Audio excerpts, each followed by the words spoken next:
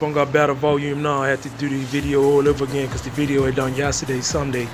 I couldn't hear the audio too good, so I'm back again. 5 ways to write an effective blog post. 5 ways to write an effective blog post. Tip number 1, your headline. Use headline analyzer. And with headline analyzer, you can put your sentence, and it will analyze your sentence based on common words, power words, and emotional words. These are words that draw in people.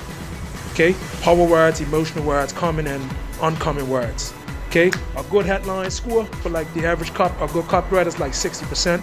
And I'm achieving over 59%, over 60, sometimes 75%. But anybody could do this, right? You just type your headline into headline analyzer, and it will give you a grade.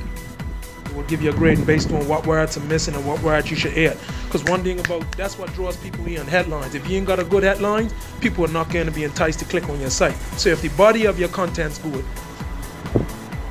but the title is horrible, nobody's going to come to it. So number 1, write a good title that's attractive. Number 2, deliver on your title.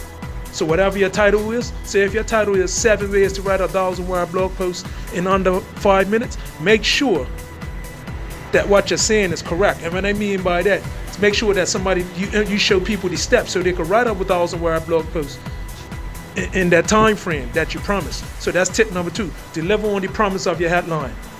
Tip number 3, stay away from clickbait. Okay? Clickbait, it draws people in. That's a short-term benefit. Long-term, it hurts you. Okay? Because you can end up with a high bounce rate. Okay? And you can get penalized by Google. Tip number 4, keep it simple, talk conversational. Remember that. You ain't got to talk robotic. And what I mean by robotic, you using all these big words and jargons and acronyms, right? You're not writing an essay.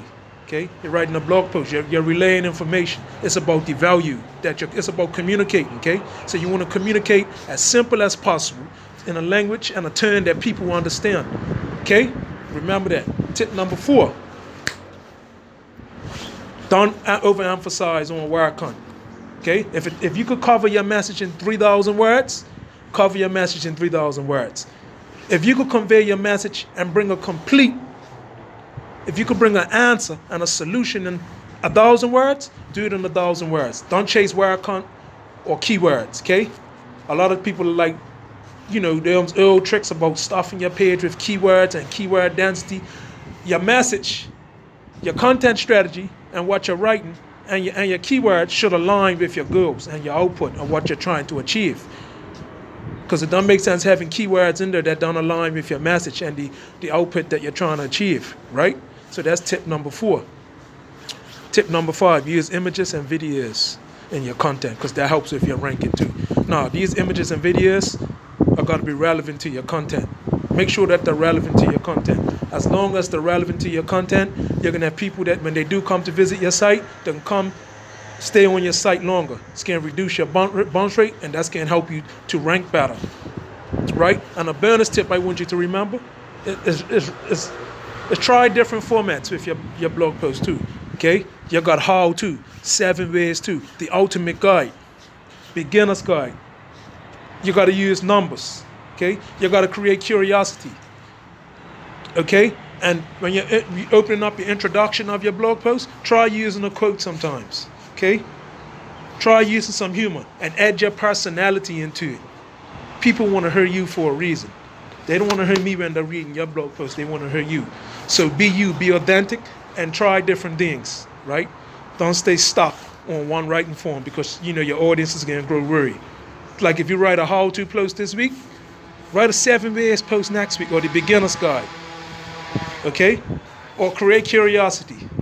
7 unheard of ways to get leads on Facebook for free. I'm just saying you're creating curiosity because you're giving, but you're not giving the full answer so they can come to get the full answer. Remember something in your headline, don't give everything away. I'm still learning with that too, not to give everything away in my headline. And another thing, try use bold. Experiment with bold in your blog post too, okay? So what you're writing something in bold, you know how people put these in quotations to bring them to your attention? Putting them in brackets and bold, that does that too, okay? Like some people build keywords, but if you're trying to bring something to somebody's attention, Like for example, okay, for example, if I'm writing a blog post, right, I want to show you how to reduce your bounce rate. And I have to show you that if I'm putting it, okay, you have to reduce your page load speed. And in order to get your page load speed checked, you got to run your site through a tool called Pingdom. So when you do that, that helps to analyze your site and tell you what's learned on your site. So I will put that in bold. Okay, you get my point? Have a great day. It's nice talking to you. Brilliant.